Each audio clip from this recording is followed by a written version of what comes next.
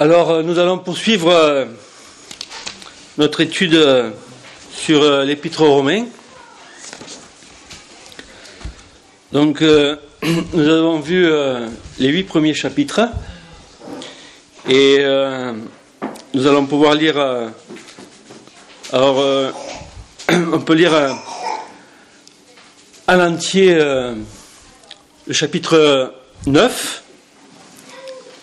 Alors c'est un passage spécial qui met en lumière l'appel de Dieu d'Israël. Et on va voir quelques détails. Mais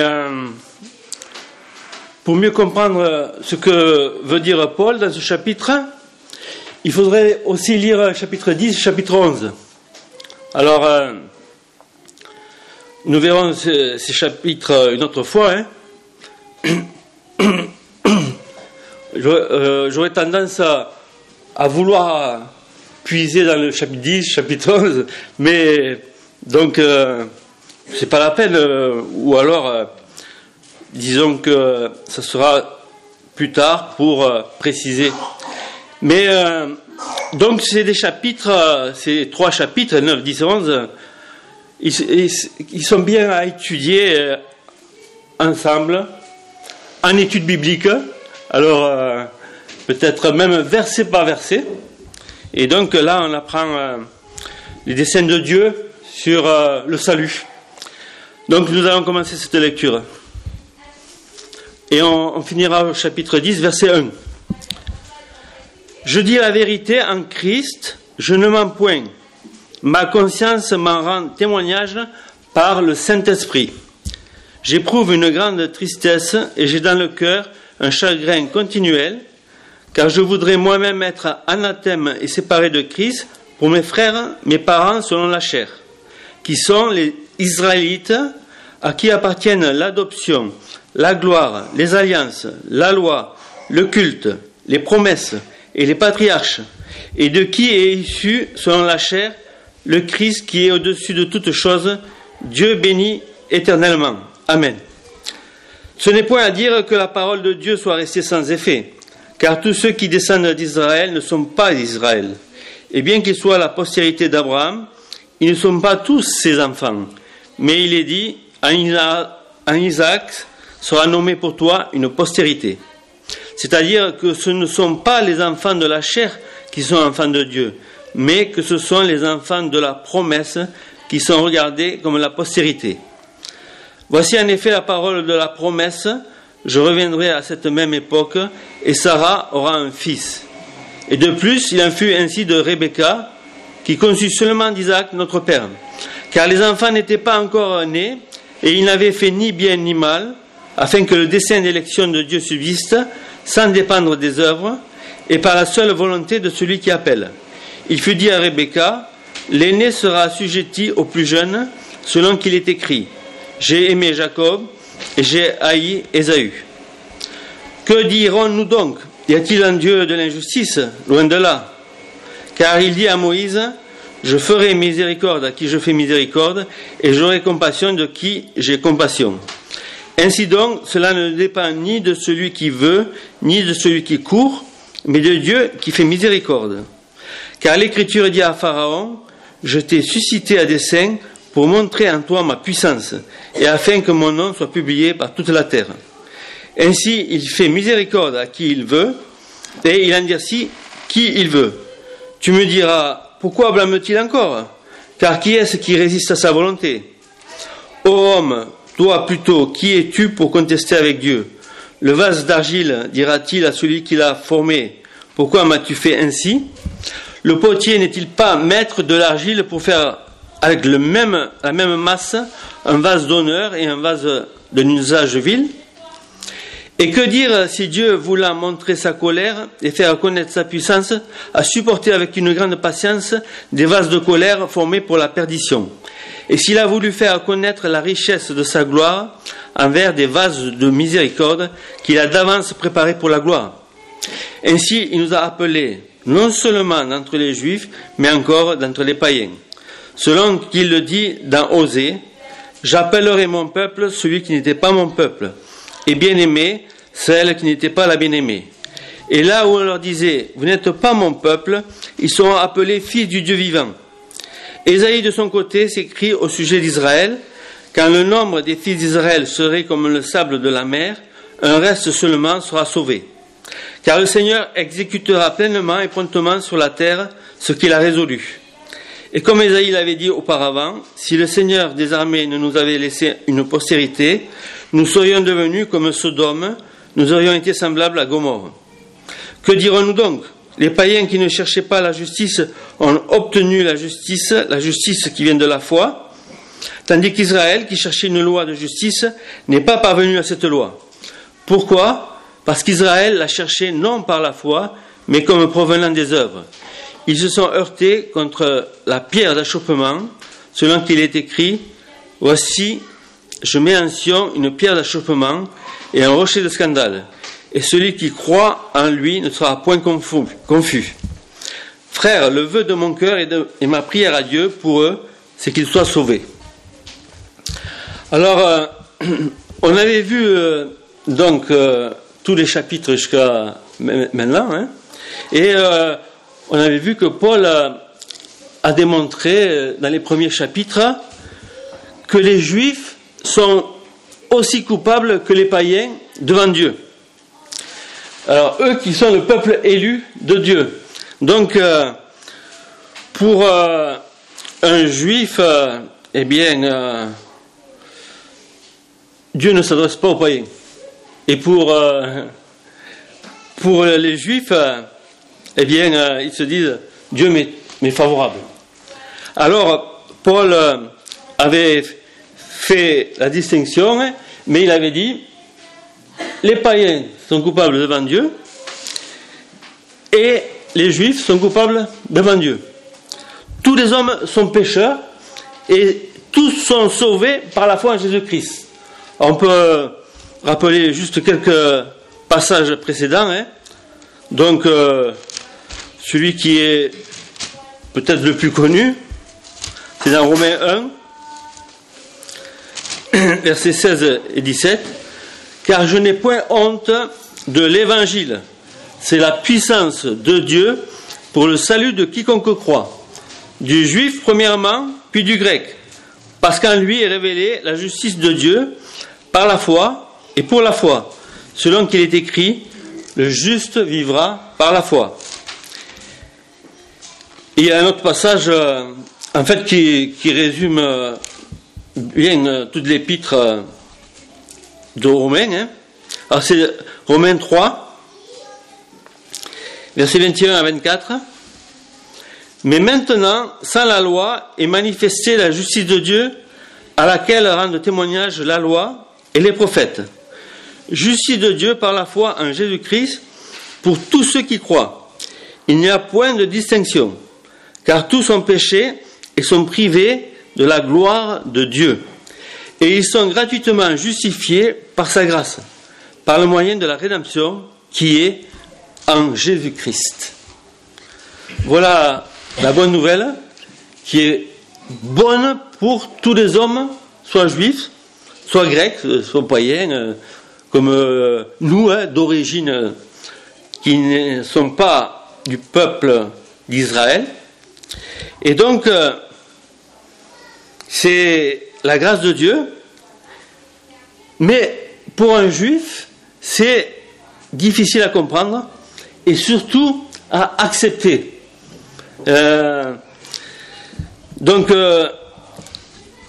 C'était difficile pour les juifs, mais c'était difficile pour les juifs chrétiens aussi. Alors on peut rappeler un peu les débuts de l'évangélisation dans Actes, et on voit combien ceux qui, même comme Pierre, ont eu du mal, mais parce qu'ils ont été poussés par Dieu et ils l'ont fait, à aller vers les païens. Donc, dans Actes, chapitre 11, donc, pour résumer, c'est que Dieu l'a envoyé chez un païen, et donc pour qu'il annonce l'évangile. Et regardez alors, versets 1 à 3. Les apôtres, donc il s'agit de Pierre, hein, l'homme choisi par Dieu pour représenter les apôtres. Hein. Alors, les apôtres et les frères qui étaient dans la Judée apprirent que les païens avaient aussi reçu la parole de Dieu. Et lorsque Pierre fut monté à Jérusalem, les fidèles circoncis lui adressèrent des reproches en disant « Tu es entré chez des incirconcis et tu as mangé avec eux. » Alors là, il avait commis l'irréparable. Peut-être qu'ils n'avaient pas confiance en Pierre, hein, qui était un peu impulsif, hein, bouillant, et qui des fois faisait des erreurs. Alors, Pierre se mit à leur exposer d'une manière suivie ce qui s'était passé. Et il raconte, et puis finalement ils ont du mal. Hein. Et puis à la fin, après, au verset 18, après avoir entendu cela, ils se calmèrent. Parce qu'ils allaient le lyncher ou le rejeter. Et ils glorifièrent Dieu. Ils avaient compris, en disant, Dieu a donc, alors quelle surprise, hein, accordé la repentance aussi aux païens, afin qu'ils aient la vie. Mais c'est pas croyable. Comment est-ce possible? Dieu a accordé le salut par la repentance et la foi en Christ aux païens. Alors, ils ont eu vraiment du mal. Hein. Et alors, Paul, aux chrétiens de Rome, va dire que finalement, il y a un problème avec Israël, parce qu'il n'a pas accepté Jésus. Et Paul explique que malgré tout, malgré les alliances avec Dieu, malgré leurs privilèges, Dieu les rejette. Alors regardez, en fait, au verset 4 du chapitre 9, les Israélites sont ceux à qui appartiennent l'adoption, la gloire, les alliances, la loi, le culte, les promesses et les patriarches, et de qui est issu selon la chair le Christ qui est au-dessus de toutes choses, Dieu béni éternellement. Alors, il les rejette s'ils veulent être sauvés par la loi et par les œuvres. Alors, ils ont beau être le peuple élu de Dieu, s'ils n'ont pas la foi en Jésus-Christ, eh bien, ils ne seront pas sauvés, tandis que les païens qui ont cru seront sauvés. Alors, pour eux, les Juifs sont supérieurs en tout, parce qu'ils ont été choisis par Dieu. Si il n'y avait pas de Juifs, il n'y aurait pas la Bible. Quand on parle à des Juifs, qui sont plutôt religieux, bien sûr, eh bien, ils vont dire la Bible, c'est la Torah, c'est l'Ancien Testament. Et nous, la Bible, c'est l'Ancien Testament et le Nouveau Testament. Et donc, déjà, eux, ils savent bien ce que c'est les prémices de l'histoire d'Israël et du salut. Et donc, ils peuvent se sentir supérieurs en tout, hein, les élus de Dieu. Alors, Paul est obligé de faire une mise au point en rappelant l'histoire d'Israël. Donc, il est bon toujours de relire la parole de Dieu. Et là, Paul redit ce qu'ils savent, ce qu'ils devraient savoir. Hein. Je suis quelquefois impressionné par le discours d'Étienne qui a été lapidé et qui a raconté toute l'histoire d'Israël, en fait. Et qu'est-ce qu'il a fait d'autre? De rapporter ce qu'il savait déjà. Une histoire où Dieu choisit un peuple, mais où le peuple est rebelle. Voilà. Alors, oui, leurs descendants ont été choisis par Dieu et ont reçu des promesses, mais est-ce qu'elles s'appliquent systématiquement à tous les Juifs. Alors, eux, ce qu'ils pensent, c'est que Dieu n'abandonnera jamais les Juifs. Et ça, quoi qu'ils fassent.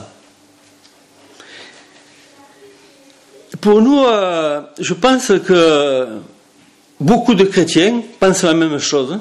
Et en fait, ils mettent les Juifs aussi haut que quelquefois ils sont supérieurs aux chrétiens.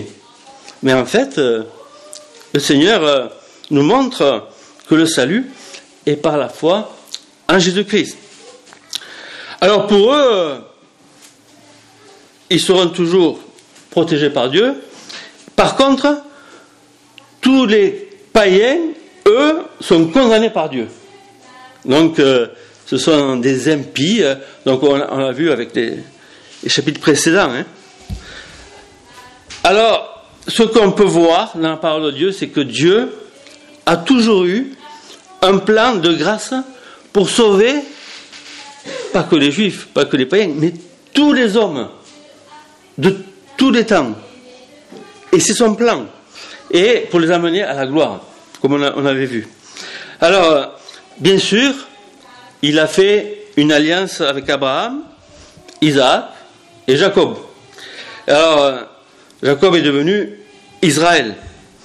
Mais on peut lire ce que dit Jean-Baptiste quand on vient à lui pour se faire baptiser. Alors, c'est dans Luc chapitre 3, versets 7 à 9. Il disait donc à ceux qui venaient en foule pour être baptisés par lui: « Race de vipères, qui vous a appris à fuir la colère à venir? Produisez donc des fruits dignes de la repentance, et ne vous mettez pas à dire en vous-même: nous avons Abraham pour père, car je vous déclare que de ces pierres, Dieu peut susciter des enfants à Abraham. Déjà même la cognée est mise à la racine des arbres.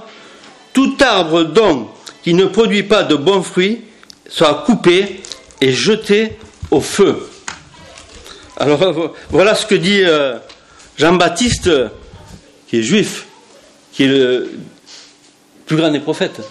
Il a dit à son peuple: race de vipères,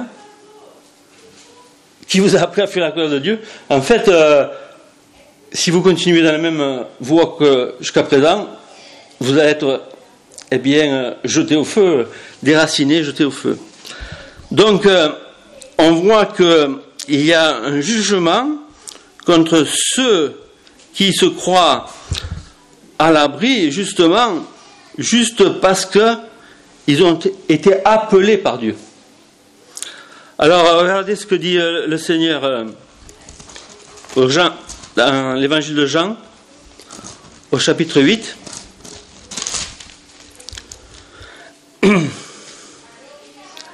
Donc, on va lire les versets 39 à 45. Ils lui répondirent: notre père, c'est Abraham.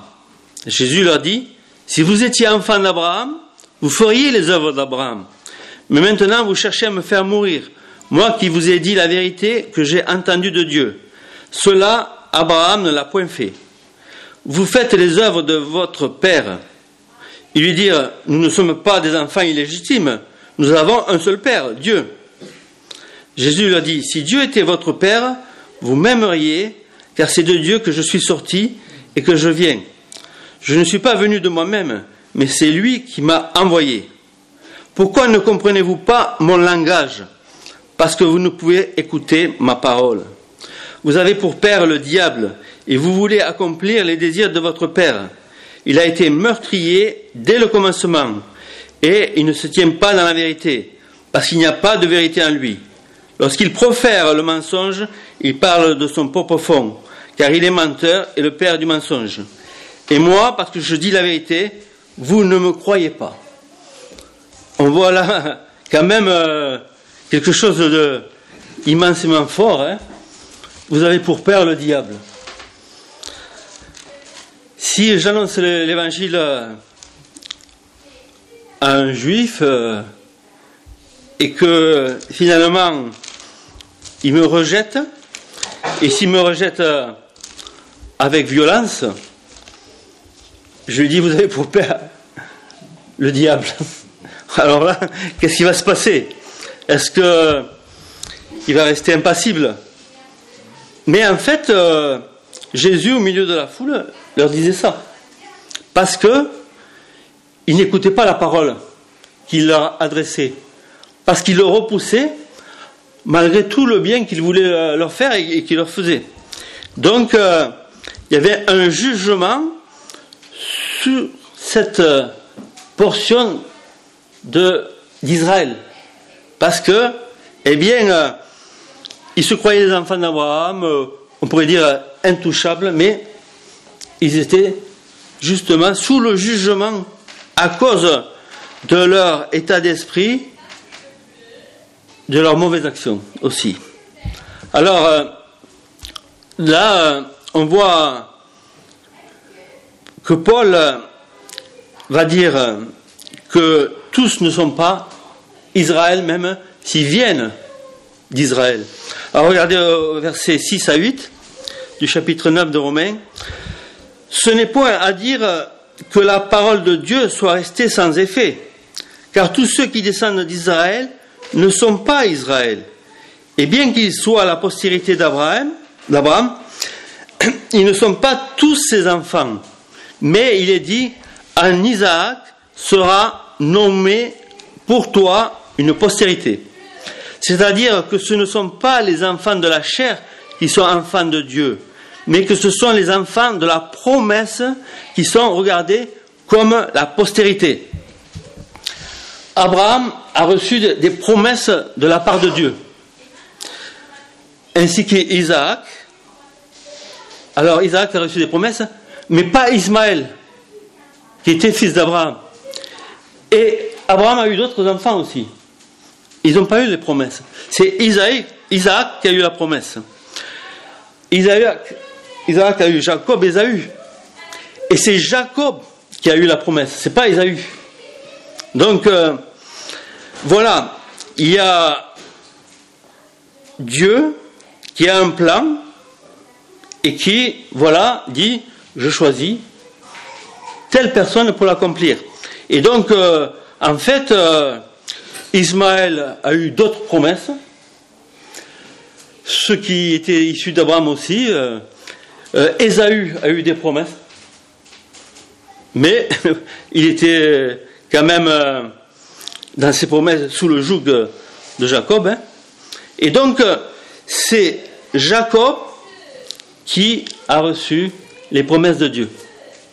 Donc, on peut voir que Dieu s'adresse à des personnes, appelle, et à ce moment-là, il y a des hommes qui répondent, qui sont ceux que Dieu choisit. Rappelez-vous l'apôtre Paul, qui était un persécuteur de l'Église. Et Dieu dit, je l'ai choisi pour porter mon nom à toutes les nations, aux grands et aux petits, pour résumer. Donc, il est dit ici, verset 15-16, que Dieu fait miséricorde à qui il veut. Car il dit à Moïse, je ferai miséricorde à qui je fais miséricorde, et j'aurai compassion de qui j'ai compassion. Ainsi, donc, cela ne dépend ni de celui qui veut, ni de celui qui court, mais de Dieu qui fait miséricorde. Et ce qui s'est passé ici, on n'aura pas le temps de tout voir, mais en fait, c'est que Dieu a fait aussi miséricorde à Moïse. Hein. C'est pas parce qu'il était supérieur à quoi que ce soit. Hein. Dieu se révèle à Moïse, et c'est à ce moment-là, dans le creux du rocher, si vous vous rappelez, qu'il lui fait cette révélation, qu'il fait miséricorde à qui il veut. Et donc, peut-être que Moïse aurait sujet de se glorifier pour ce qu'il a fait, mais Dieu lui a fait miséricorde à lui aussi. Et quand il a péché, eh bien Dieu l'a arrêté. il a été privé de la bénédiction d'aller dans la terre promise. Donc, voilà. Finalement, ce que Paul veut dire, c'est que quand on rejette Dieu, ou quand on repousse ses avertissements, la grâce de Dieu n'a plus d'effet. Et donc, à ce moment-là, l'homme devient insensible et il s'endurcit. Mais Dieu utilise l'endurcissement des uns pour sauver les autres. Et c'est ça que Dieu a en vue, c'est le salut de tous ceux qui veulent. Alors, là, on voit l'exemple de Pharaon, hein, et l'endurcissement de Pharaon était pour le salut d'Israël et pour la gloire de Dieu. En fait, Dieu a utilisé le péché de Pharaon pour manifester sa gloire. Et donc, on ne peut pas voir dans le détail, mais il y a une progression dans l'endurcissement. Il s'endurcit lui-même. À un moment donné, les gens qui sont avec lui lui disent « C'est le doigt de Dieu !» Avertissement. Après, il dit « Laisse ces gens partir, nous périssons. » Il voit qu'il y a quelque chose qui est au-dessus de Pharaon et que Moïse a raison. Et puis, il dit « Oui, je vais laisser. » Et puis non, il s'endurcit. Et il s'endurcit jusqu'à la mort du premier-né. Et après, il les laisse partir, et puis il s'endurcit pour poursuivre Israël et pour le faire revenir, pour le tuer, pour l'assujettir à nouveau. Hein. Et donc, et là, eh bien, Dieu manifeste sa gloire. Il a averti 10 fois. Combien Dieu nous a avertis 2 fois à nous, dans ce que nous devions faire ou ne pas faire. Donc, c'est heureusement qu'il y a la grâce de Dieu et il y a l'amour de Dieu à nous qui lui appartenons par Christ. Hein. Et donc, là, c'est pour la gloire de Dieu que Pharaon a été endurci. Et donc, même, c'est extraordinaire que, en fait, beaucoup de gens connaissent dans l'Ancien Testament l'histoire uniquement de Pharaon, de Moïse. Et s'il n'y avait pas eu ces plaies, s'il n'y avait pas eu la mer, tout cela, ben, on ne parlerait pas beaucoup d'Israël, du miracle. Mais en fait, la gloire de Dieu s'est manifestée.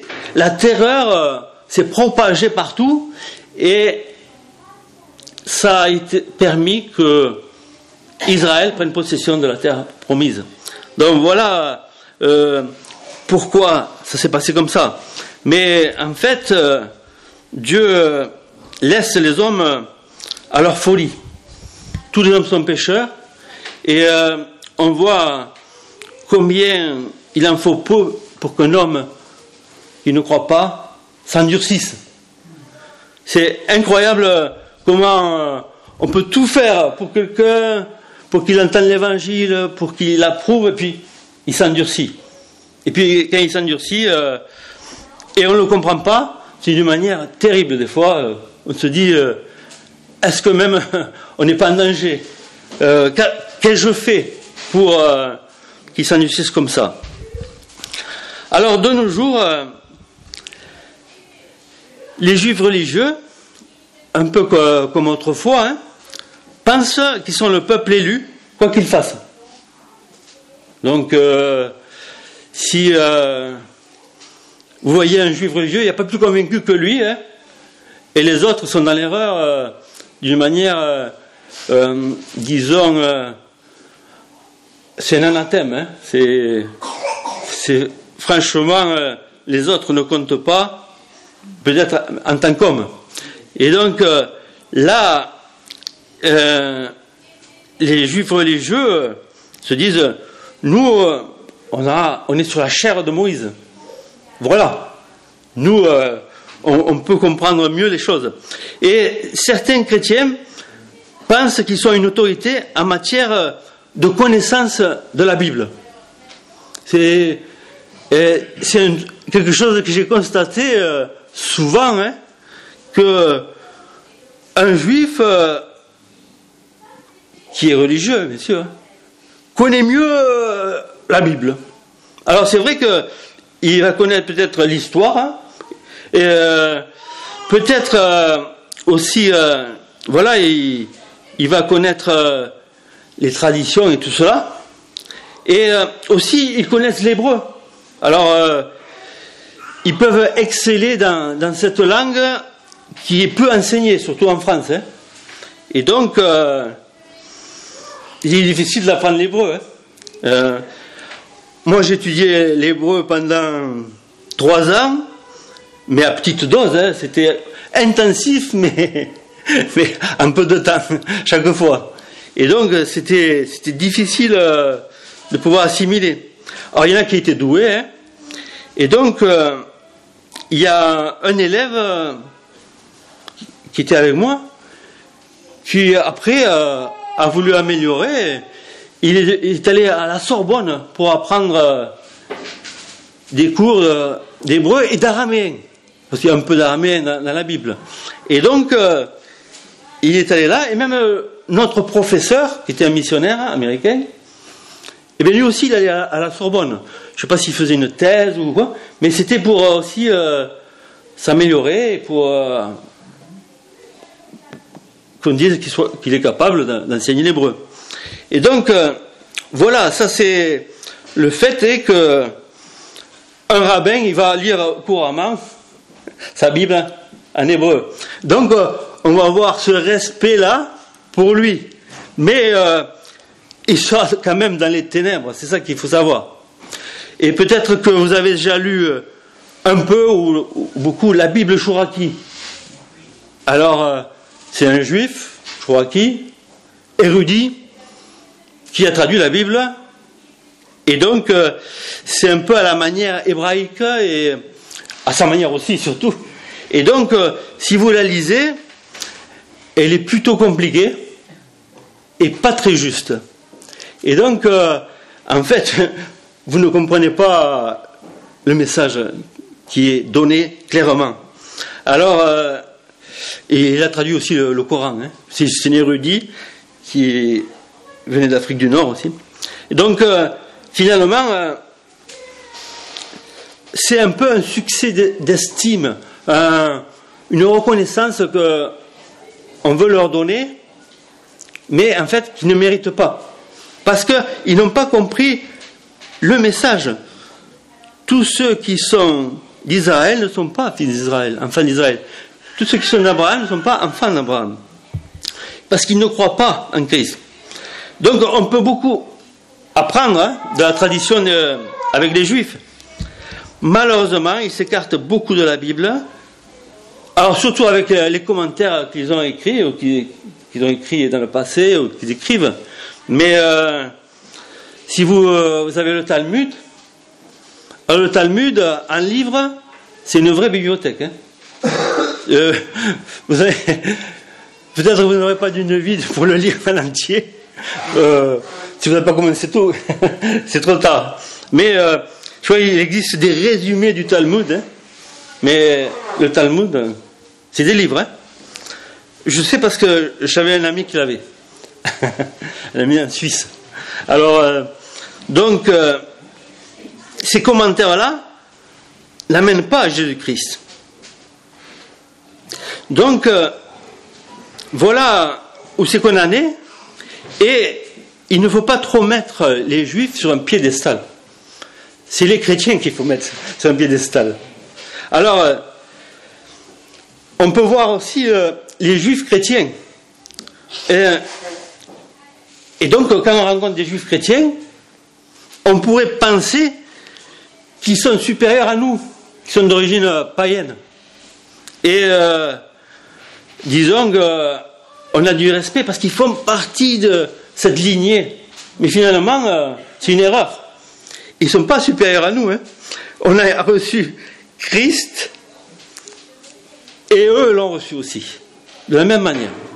Donc, ce qui peut arriver, c'est le problème qui est arrivé il y a 2000 ans et que Paul a voulu résoudre, hein.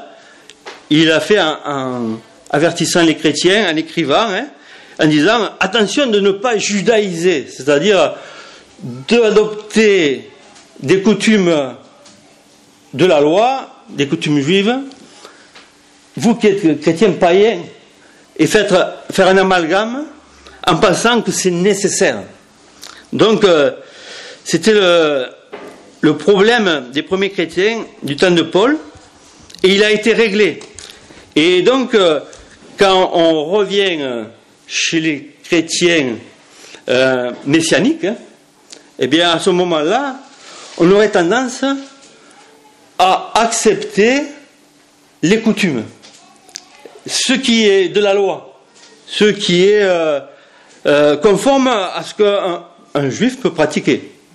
Et donc, à la limite, certains diront je suis chrétien païen, mais je pourrais me faire circoncire. Moi, je connais quelqu'un qui s'est fait circoncire, et je ne sais pas pourquoi. et c'était peut-être par rapport à ce que disait la parole de Dieu, mais bon, on disait c'est plus hygiénique. D'accord, bon, c'est mieux. Bon, d'accord. Mais voilà. Et d'autres vont dire oh là, je ne vais pas manger de certains aliments parce que, eh bien, voilà, je ne sais même pas si je dois. Voilà. Alors qu'il est dit manger de tout dans la parole de Dieu. Donc, rien par motif de conscience. Mais, donc, pas pour la conscience des autres, ça on le ferait. Mais, justement, c'est nous qui disons est-ce que j'ai le droit? Et en fait, on revient à des choses comme ça. Et si on fréquente des chrétiens messianiques, ben ça sera comme ça. Alors bon, ce n'est pour un aliment, comme dirait Paul. Mais disons que ce qui est bon, c'est que pour nous, il faut encourager les juifs messianiques d'aujourd'hui à évangéliser les juifs. Parce qu'eux, ils le feront mieux que nous, sans doute, puisqu'ils les connaissent, puisqu'ils les côtoient, puisqu'ils vont vers eux d'une manière systématique, puisqu'ils les ont à cœur, plus que nous peut-être. Mais voilà, nous aussi, on va vouloir évangéliser, mais on va évangéliser les musulmans, on va évangéliser les juifs, on va évangéliser les païens, on va vouloir que tout le monde soit sauvé.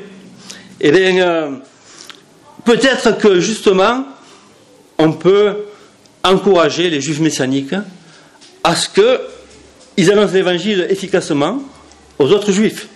Et donc, si on peut soutenir un missionnaire, si on peut prier pour un missionnaire, mais aussi prier pour les juifs. Voilà ce qui est important. En rejetant Christ, les juifs ont permis le salut des païens.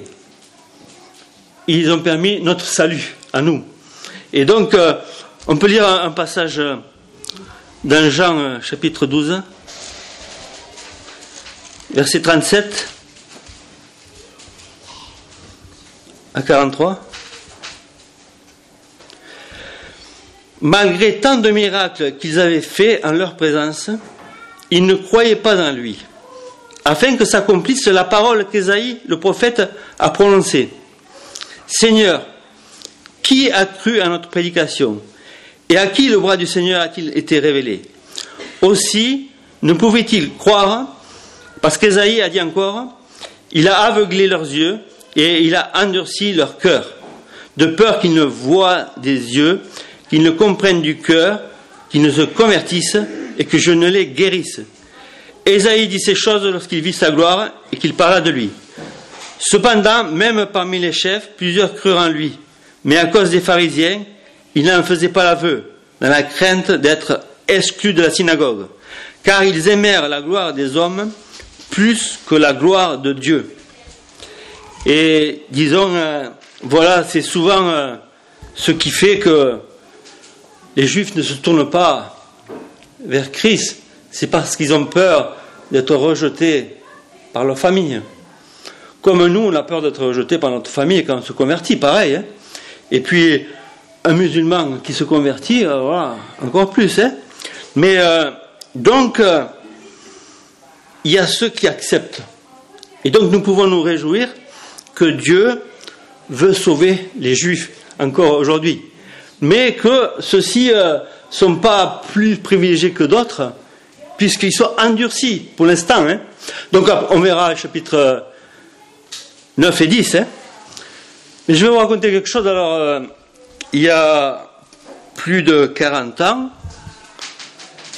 j'étais, si je me souviens bien, sur la plage de Banyuls, là où aujourd'hui il y a la fête des vendanges, où il y a un monde fou. Et je me rappelle marcher avec 2 amis. Et donc, il y en avait un qui s'appelait Patrick, et c'était un ami d'enfance, qui était juif.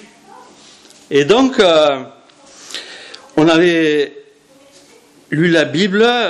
Je sais pas, je l'avais encouragé à lire la Bible. Je sais qu'il avait lu la Bible et qu'il se posait des questions. Et même qu'il essayait de suivre certaines choses, des choses extraordinaires de la Bible. Bon. Et donc,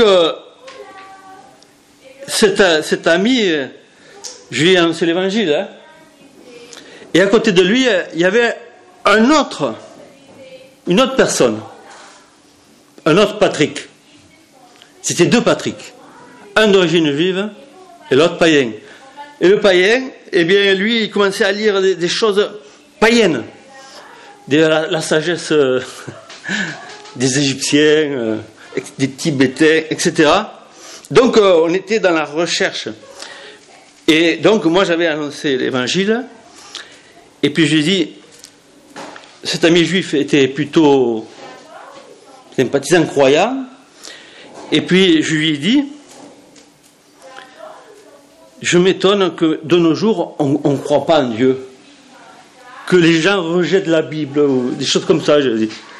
Et cette parole, je crois, a atterri chez l'autre Patrick.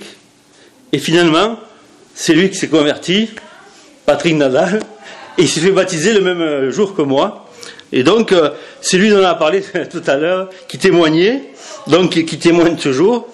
Mais voilà, l'autre ami, eh bien, il est devenu athée. Voilà. Il a fait de la politique, et il a été déçu de tout, mais voilà, il est resté comme ça, en rejetant. À un moment donné, il a failli même adhérer à l'islam, d'une certaine manière. Parce qu'il y avait un intellectuel qui parlait de l'islam avec efficacité, quoi. Alors, voilà ce que Dieu fait. Pourquoi mon ami Patrick ne s'est pas converti? Mais pourquoi mon ami Patrick s'est converti? Voilà, Patrick s'est converti. Et donc, il a pu voir la grâce de Dieu. Et donc, moi, je prie toujours pour mon autre ami Patrick, d'origine juive, pour qu'il se convertisse. Et vous savez, quand son père est décédé, parce que c'est son père qui était juif, sa mère non, eh bien, il y a beaucoup qui ne sont pas venus à l'enterrement, parce qu'il était marié avec quelqu'un de païen, je dirais un converti, une païenne. Voilà, une goy. Alors, voilà. Donc, en fait, Dieu est fidèle et veut sauver tous les hommes. Paul voulait le salut de ses frères et de ses parents. Regardez ce qu'il dit au chapitre 9, versets 1 à 3. « Je dis la vérité en Christ, je ne mens point. Ma conscience m'en rend témoignage par le Saint-Esprit. J'éprouve une grande tristesse et j'ai dans le cœur un chagrin continuel, car je voudrais moi-même être anathème et séparé de Christ pour mes frères, mes parents selon la chair. » Et chapitre 10, verset 1. « Frères, le vœu de mon cœur et ma prière à Dieu pour eux, c'est qu'ils soient sauvés. » Voilà, c'est ce qu'il voulait. Et qu'est-ce que faisait Paul? Avant d'aller annoncer l'évangile aux païens, il annonçait l'évangile dans les synagogues. Vous pouvez voir dans le livre des Actes, qui va à tel endroit, à Corinthe, voilà, partout, d'abord dans les synagogues. Et puis, il dit, bon, désormais, j'irai chez les païens. Vous ne le voulez pas. Et donc, depuis 2000 ans, qui c'est qui s'est converti? C'est plutôt les païens qui se sont convertis. Mais heureusement, Dieu a des promesses, et ça, on le verra plus tard. Hein. Donc, pour nous, en fait, je crois que nous devions avoir la même attitude que Paul pour vouloir le salut de nos proches à nous. Voilà ce que nous devrions avoir. Et de nos amis, de nos collègues, nos concitoyens. Et il serait bon, justement, Paul allait vers les siens, mais nous aussi, de réfléchir aussi, et puis d'aller vers les nôtres, de réfléchir sérieusement comment on peut faire ça. C'est-à-dire ne pas laisser passer le temps, parce que moi je vois que le temps passe, je pense à mes parents, à ma famille, je dis, mais jusqu'à quand est-ce que je vais m'effondrer de tristesse parce qu'ils n'auront pas cru en l'évangile, ils seront partis sans l'évangile? Je voudrais qu'ils soient sauvés. Est-ce que je fais ce que je dois faire pour qu'ils soient sauvés? Est-ce que je leur annonce l'évangile déjà? Bon, j'ai dit je l'ai fait, sans doute. Mais est-ce que j'insiste? Alors, que faire? Pensons à ce que l'on peut faire. Moi, maintenant, ma méthode, c'est d'inviter quelqu'un, un chrétien, pour qu'il leur témoigne. J'espère qu'il va leur témoigner, d'une manière ou d'une autre. Alors, ça peut être par WhatsApp, hop. Et puis, en fait, le chrétien qui déborde va témoigner. Si quelqu'un vient voir mes parents, il va déborder, il va témoigner. Et ce que moi, je ne ferai plus, parce que, je dirais, ils sont blasés ou indifférents. Nul n'est prophète dans son pays. Mais, donc, qu'est-ce que je peux faire? En tout cas, est-ce que je prie assez pour les miens? Est-ce que je prie assez pour mes enfants? Pour mon frère? Pour mes parents? Pour mes oncles, mes tantes, mes cousins? Pour mes amis? Est-ce que je prie assez? Ou est-ce que, eh bien, c'est quelque chose que je ne prends pas tellement à cœur et que je fais à l'occasion parce que bien, c'est un sujet de prière? Il faut de la persévérance. Combien de fois nous nous relâchons trop vite? Mais c'est important, justement, d'avoir ce feu qu'avait Paul pour les siens, pour les Juifs, pour son peuple, pour ses parents. Et heureusement, il y avait des Juifs qui sont convertis et qui ont cru à la parole de Dieu. Alors Dieu veut sauver tous les hommes. Alors on peut lire 1 Timothée.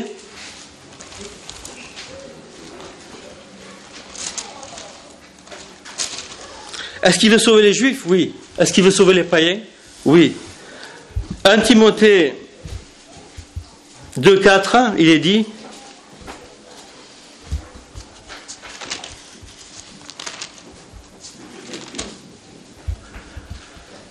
Dieu notre Sauveur, qui veut que tous les hommes soient sauvés et parviennent à la connaissance de la vérité. Et puis Tite 2,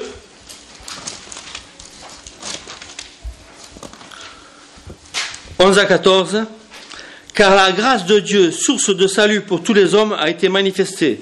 Elle nous enseigne à renoncer à l'impiété et aux convoitises mondaines et à vivre dans le siècle présent selon la sagesse, la justice et la piété, en attendant la bienheureuse espérance et la manifestation de la gloire de notre grand Dieu et Sauveur Jésus-Christ.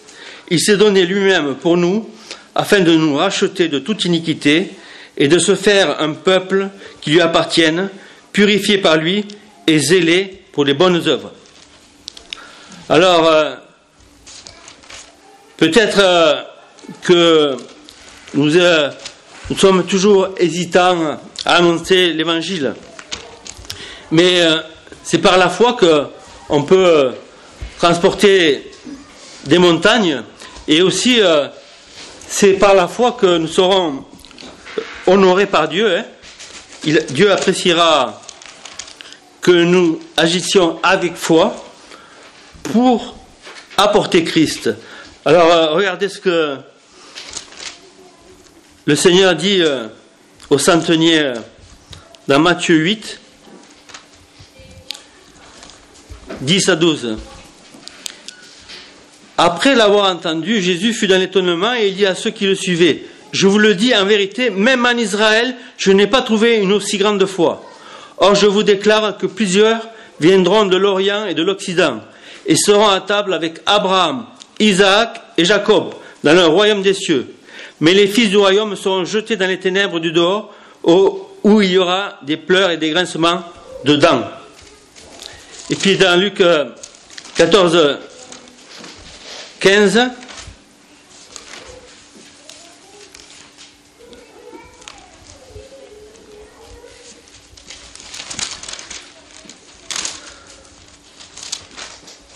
il est dit dans ce verset, parce que